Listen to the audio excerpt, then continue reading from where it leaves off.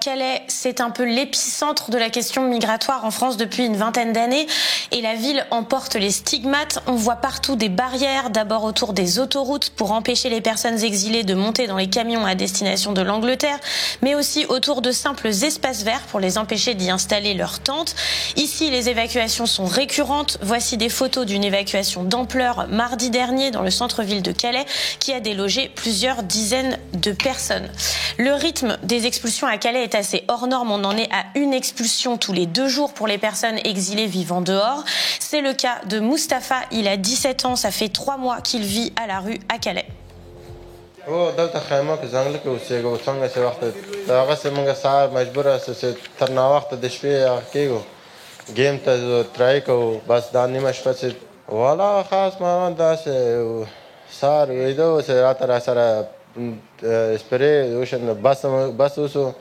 لکه چې هغه خیمه راکړه مونږ نه درکو یا خاطر لږ ذره بس اوسو سپری وشیندله بس دا هغه مشکل و په هغه ورځ راته والا احساسات د هغه کو ناامني کوو چې ولې مونږ په حتما په نامن کې ناستو چې دوی راځي له مونږ نه خیمې وړي دا شیان وړي او چېرته چې په داس هم کې ګرځو د پولیسو مشکل ډېر دي لکه ډیپور سنټر دا نور شیان مونږ ته ډېر په عذابوي هره ورځ مړي کشکاږي هره ورځ په عذابوي. Mustapha vit dans ce qu'il appelle la jungle. En gros, c'est quelques fourrés en bordure d'une ancienne forêt déboisées par la mairie pour éviter justement l'installation des personnes exilées.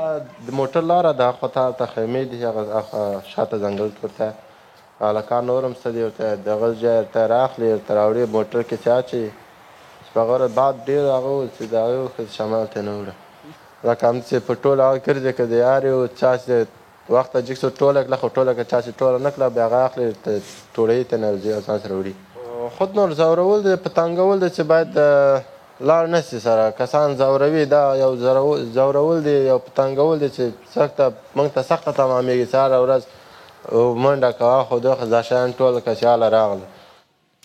On a voulu savoir comment se passent ces expulsions. Pour cela, on a rencontré Sandra et Pénélope de l'ONG Human Rights Observers. Leur travail, documenter ces expulsions à Calais et à Grande-Synthe et s'assurer du respect des droits humains pendant les interventions des forces de l'ordre. Ce samedi, on a donc pris la route avec elles. Notre mission, suivre les convois de gendarmes et de CRS pour assister aux expulsions. Il est 8h25 quand le convoi quitte la gendarmerie. Quelques minutes plus tard, on arrive sur le premier lieu de vie à être expulsé. Là, ils ont déjà déplacé leur tente en amont parce qu'ils savent que la police va arriver. Donc normalement, ils sont plus au fond, abrités contre le mur. Du coup, ils sortent leur tente en dehors du terrain. Le temps que le convoi est présent. Il est 8h40 quand les policiers arrivent sur place. Ils constatent que les tentes sont hors du périmètre de cette propriété privée. Tout est donc en règle. Ils prennent quelques photos et repartent.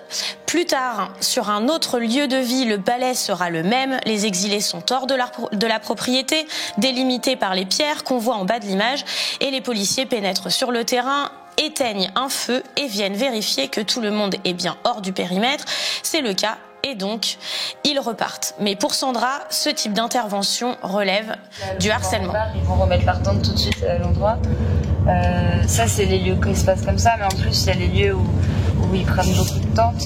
Donc, ça veut dire que toutes les 48 heures, en fait, ils perdent leur tente. Il faut qu'ils se débrouillent pour retrouver des tentes. Enfin, en fait, c'est une angoisse permanente pour les personnes. C'est de la fatigue morale et psychologique. Psychologique et physique. Alors, quand les périmètres sont respectés par les exilés, les volontaires de HRO et nous, journalistes, pouvons faire notre travail. Par contre, ça a été moins évident lorsque les gendarmes procèdent à de réelles expulsions. Près du stade de Calais, par exemple, les gendarmes créent un périmètre de sécurité à une bonne centaine de mètres de là où l'expulsion se passe. Ils suivent nos déplacements, impossible donc de s'approcher. Enfin, vous pouvez toujours leur demander à vous donner de place, mais...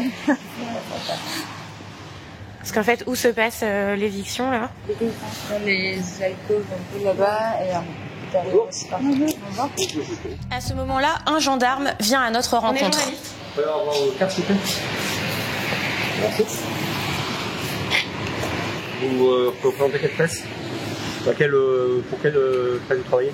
Mediapart. Mediapart, d'accord. Et il revient prendre nos noms, nos prénoms et notre date de naissance pour un contrôle d'identité. Avec le bon nom Yahoo, vous pouvez me filmer quand vous voulez, il n'y a pas de souci, hein, vous savez. On est filmé tous les jours par pas mal de personnes. En fin de matinée, sur un rond-point proche de l'hôpital de Calais, cette fois, les gendarmes créent à nouveau un périmètre de sécurité. On les voit là et là qui patrouillent à toutes les entrées possibles. Encore une fois, impossible de nous approcher. Rentrez pas, s'il vous plaît. Restez ici. Et du coup, le périmètre est aussi grand. Qu'est-ce qu'il a raison. Le périmètre, il est comme il est. L'opération de police est en cours, pas de passage pour l'instant. Merci. Impossible de documenter l'opération de police alors, Pas pour l'instant, même avec une carte de presse. même avec une carte de presse. C'est pour votre sécurité.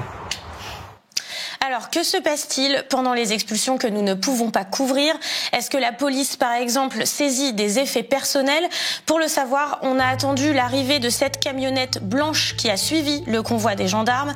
À l'intérieur, tentes, bâches, parfois sacs à dos, vêtements, voire même des chaussures qui ont été pris par la police lors des expulsions. Ce jour-là, c'est 150 kilos d'effets personnels en tout genre qui ont été saisis. Les volontaires de HRO notent scrupuleusement tout ce qui sort du camion et quelques minutes plus tard, un jeune exilé vient chercher ses affaires.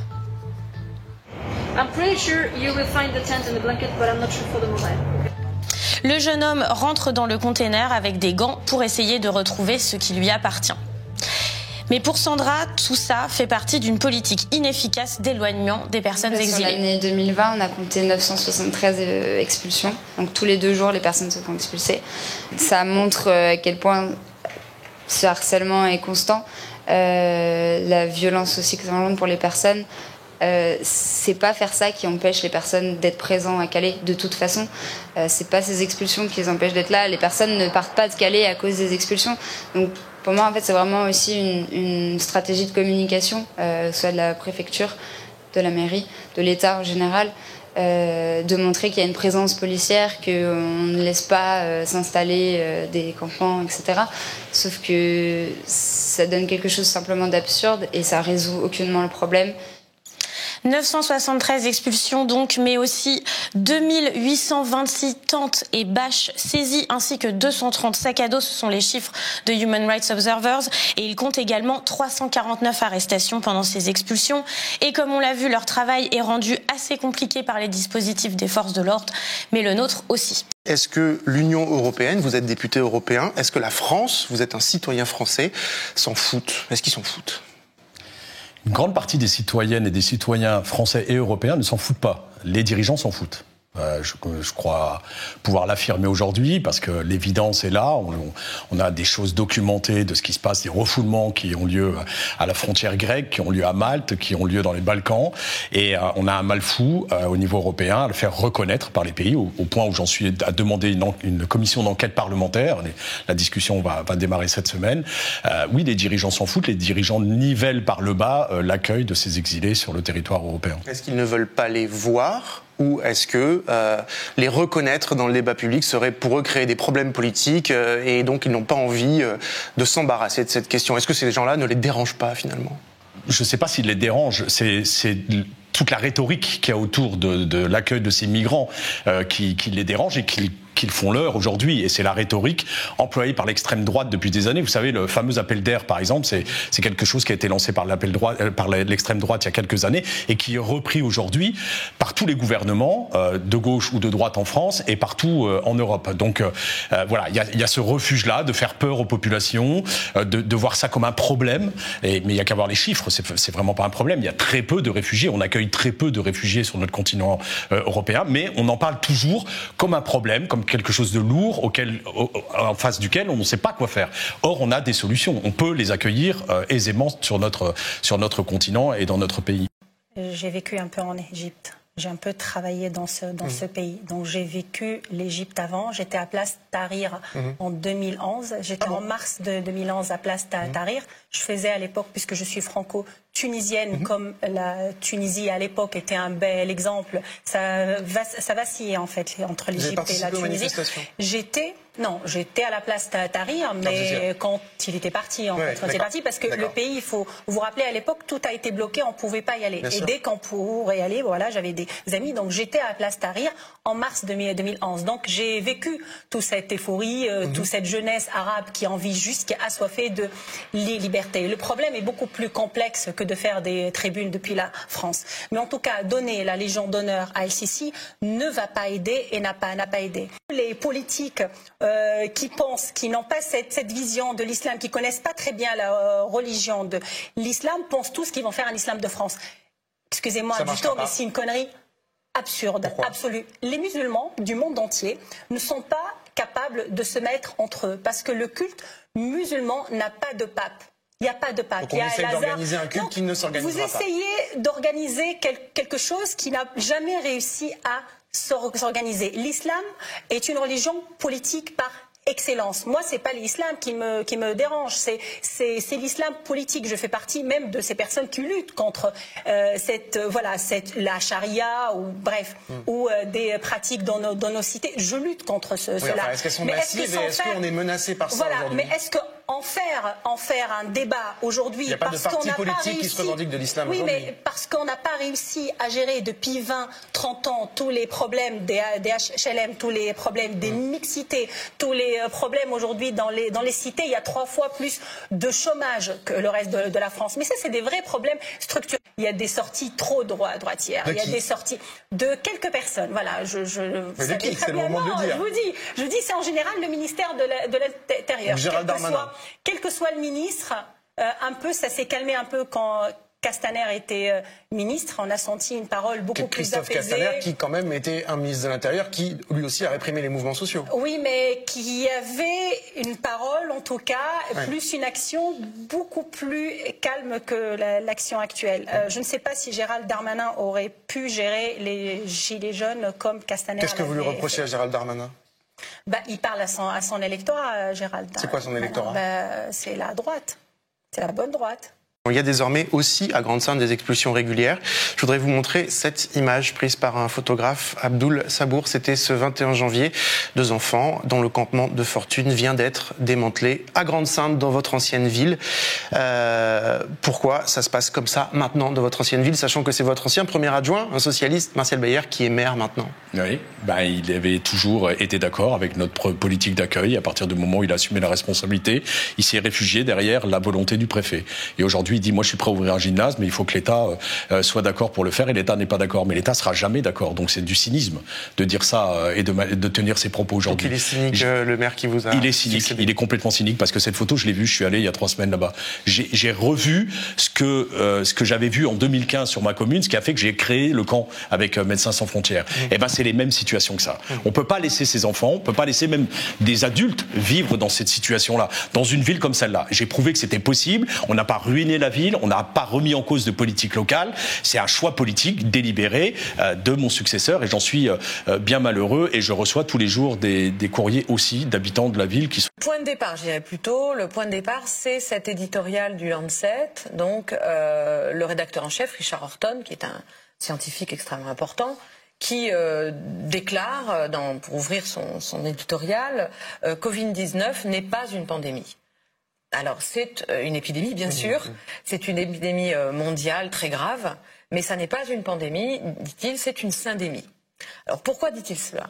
Parce que en fait, la pandémie, on peut l'entendre dans un sens très restrictif, qui serait une épidémie à diffusion mondiale. Dans ce cas, le Covid-19 en est une. Mais si on entend par pandémie quelque chose du type de la peste, qui touche n'importe quelle personne à égalité, qui menace de mort toute la population mondiale, alors là on ment, en fait, on raconte n'importe quoi. Alors qu'on ait pu penser ça... Parce que ce virus, il a touché davantage les populations les plus fragiles. Oui, parce que vraiment, qu'on ait pu penser ça au tout début quand on ne savait pas, il n'y a pas de problème, mais il y a un moment où ça devient finalement la fabrication d'un imaginaire qui est fallacieux.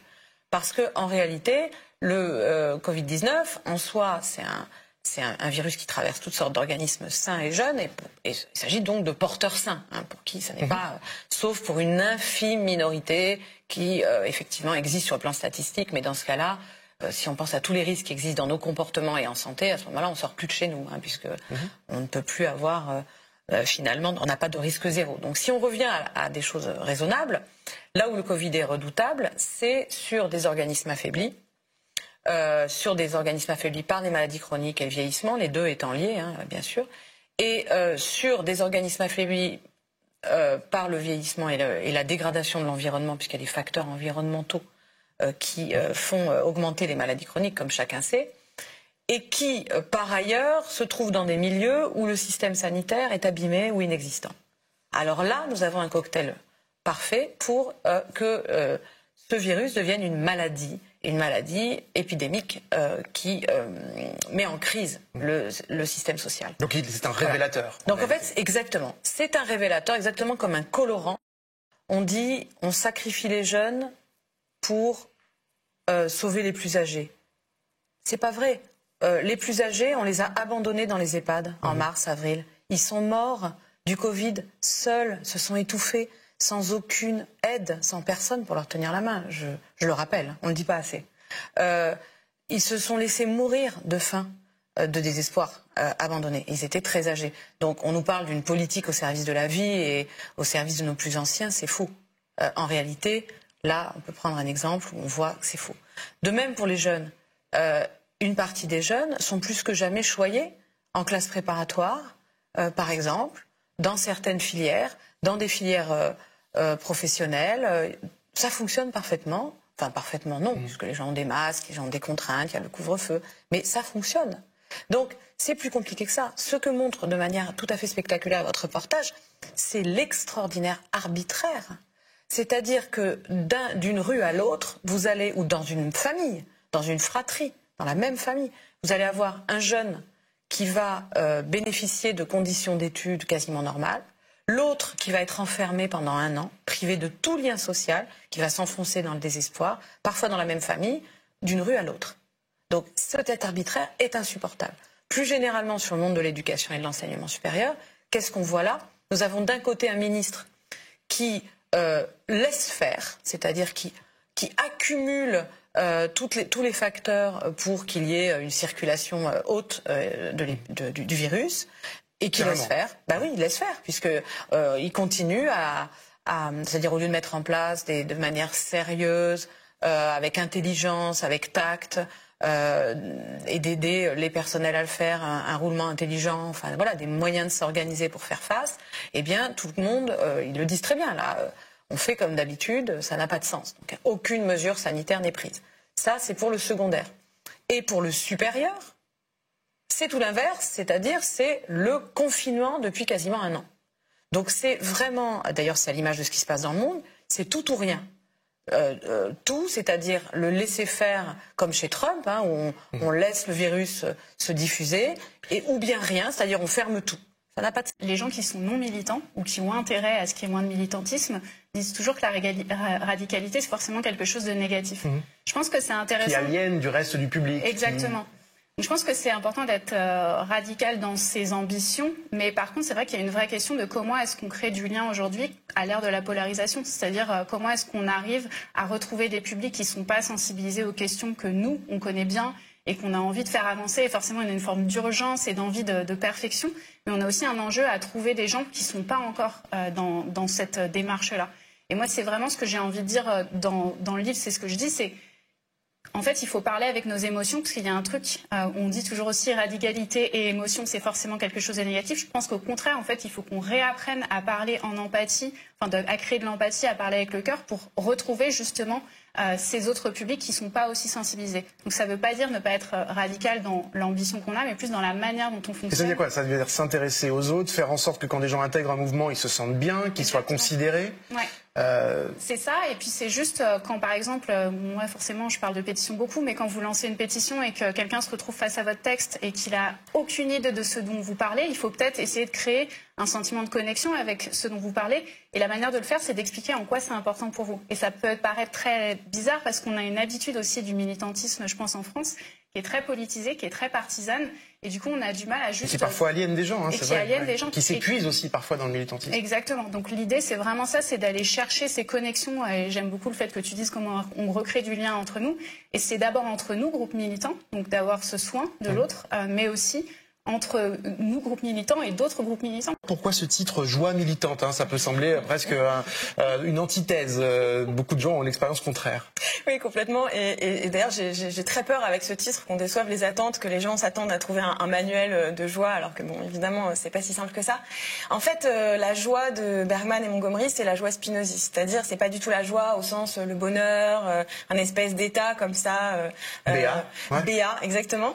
C'est plutôt la joie comme potentiel de transformation. Donc ça peut inclure tout un ensemble d'émotions, pas seulement des émotions positives. Et c'est ça qui est vraiment très puissant dans leur livre, c'est la capacité justement à essayer de trouver qu'est-ce qui, dans les luttes, nous rend plus puissants, plus puissantes, qu'est-ce qui accroît nos capacités, qu'est-ce qui renforce nos liens justement, et y compris des luttes qui peuvent partir d'émotions qui sont le deuil, qui sont la perte, qui sont la colère, qui sont en fait des émotions qui traversent souvent, en fait, qui mettent en mouvement dans le monde aujourd'hui. Particulièrement en ce moment. Là où je trouve ça intéressant par rapport à ce que tu dis, Sarah, c'est que finalement, l'écho que je vois entre nos deux livres, c'est que Sarah, tu t'adresses, d'après ce que je comprends, à un public de personnes qui voudraient entrer en action mais qui savent pas tellement comment le faire.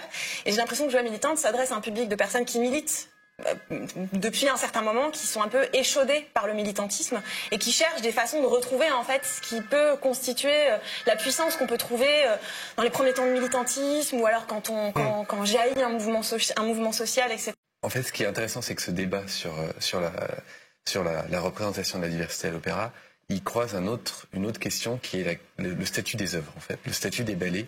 Et les ballets, c'est des œuvres très compliquées. Parce que, dans un sens, c'est un peu comme un bâtiment, comme une cathédrale qui aurait des parties du XIIIe siècle, du XIVe, du XVe, et puis une flèche de Viollet-le-Duc au-dessus, dans le cas de Notre-Dame. Et d'ailleurs, les mêmes débats qu'on a sur est-ce qu'on doit, en fait, reconstruire cette flèche ou pas, ils se posent différemment, en fait, pour les ballets. Il y a toutes ces strates. Et aussi, c'est un mélange de tradition orale, d'écriture. Il y a beaucoup de choses qu'on a perdues, il y a des choses qui se sont transmises, etc. Donc c'est un débat compliqué. Mais ce qui me semble, c'est que moi, ce qui m'a semblé ironique, c'est qu'en fait, on n'a pas arrêté de changer les ballets dans les années 80, etc. Et que le seul moment où on dit « Ah non, on ne peut pas y toucher », c'est quand on pose la question de « Est-ce que c'est OK de encore faire une danse des négrillons ?» C'est ça qui ne va pas, en fait. C'est-à-dire que on peut supprimer un acte, on peut retirer, on peut changer beaucoup de choses. Par contre, si on touche à quelque chose qui est lié au colonialisme, qui est lié au racisme et que ça, c'est ça qu'on pourrait pas changer. Ça, je trouve ça pas possible, en fait. Enfin, c'est ça qu'on doit changer. Enfin, c'est ça qu'on doit réinterpréter, qu'on doit réinventer, etc. Mais le fait que la crispation, elle soit pile à l'endroit qui pose problème, en fait, d'un point de vue politique, d'un point de vue éthique, c'est ça qui me semble le point de... Ce qui est intéressant, c'est de regarder l'évolution des discours. Par exemple, il y a quelque temps, on nous aurait dit « Les chiffres sont pas bons, vous vous êtes relâchés ». Les jeunes se sont relâchés, il y a du relâchement. Vous vous souvenez de toute cette rhétorique du relâchement que j'analyse beaucoup dans le tract et qui est extrêmement problématique. Il n'en est plus question. Pourtant, normalement, il devrait dire ça. Et pourquoi il n'en est plus question? Parce que, en fait, il y a des communicants qui travaillent intensément derrière tous ces discours, qui travaillent pas forcément bien d'ailleurs, qui travaillent parfois très mal, mais qui travaillent quand même, et qui sont en train de dire qu'il faut arrêter avec le relâchement, il faut arrêter de viser la jeunesse, parce que les réseaux sociaux sont chauffés à blanc du côté des étudiants, parce que les Français en ont marre, enfin bref. Donc on a en fait des techniques de décryptage de l'opinion et des discours qui essaient sans arrêt de manipuler, qui changent en permanence et qui essaient sans arrêt de manipuler dans le bon sens l'opinion. Donc évidemment ça crée un dialogue de dupes, personne n'est dupe en même temps. Tout le monde sait très bien que ce sont des techniques manipulatoires. On n'est pas dans le mensonge caractérisé, on n'est pas non plus dans l'énonciation de vérité rationnelle partagée. On est dans des techniques de manipulation qui utilisent des faits avérés et puis des choses fausses et des fantasmes aussi sur la population. Et malheureusement, tout ça, effectivement, est épuisant et mène à une impasse, au fond. Moi, ce qui m'a intéressé le plus, ce sont ces techniques manipulatoires et la spécificité de ces techniques. Parce que de la manipulation d'opinion, c'est banal. Hein, tout le XXe siècle est jalonné de ces techniques. C'est la communication politique. Oui, la communication politique. Et puis, ça a été théorisé comme la fabrication du consentement, la manufacture du consentement, toutes ces questions-là, bien sûr. Donc, ça s'inscrit là-dedans. Mais je me suis intéressée à des choses plus spécifiques, en particulier des choses qui s'imposent aujourd'hui depuis 2 décennies à peu près. Par exemple sous Obama, aujourd'hui avec le gouvernement présidé par Emmanuel Macron, alors c'est vraiment massif, c'est l'économie comportementale.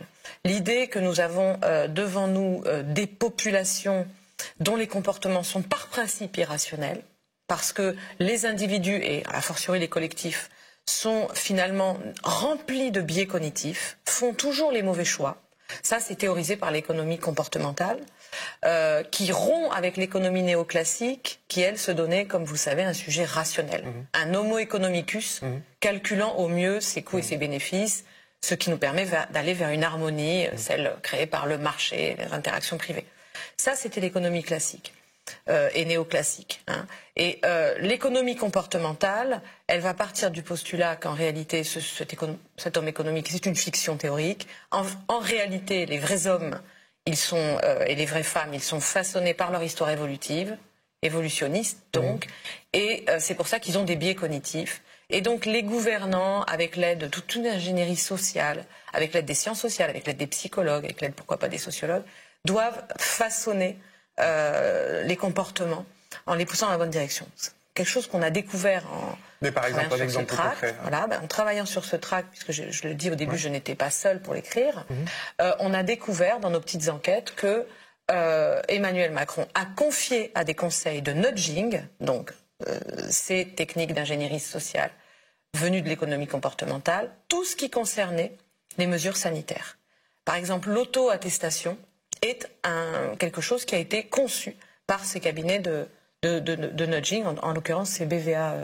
C'est-à-dire qu'on essaie d'orienter les comportements des gens. Voilà, en façonnant, en créant un environnement qui les pousse à, et qu'ils le fassent de manière infraconsciente, qu'ils n'aient pas à réfléchir.